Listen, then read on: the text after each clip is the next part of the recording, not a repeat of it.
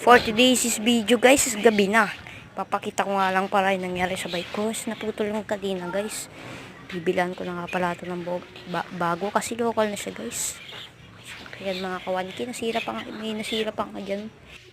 May tumutunog pa nga dyan sa likod niya mga kawanki. Hindi ko nga alam kung ano nang gagawin ko mga kawanki.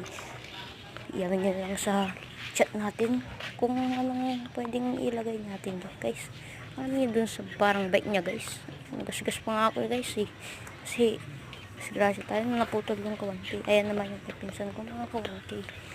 Gusto ko nga yung mga ganyan bike. Naputol nyo talaga. Ayan mga kawanti. Pares kamay ng pantal mga kawanti guys. Pahingin naman dyan ng pang like mo. And subscribe. And share. Thank you guys sa panonood mo. Maraming salamat. 1K lang alam. Woo!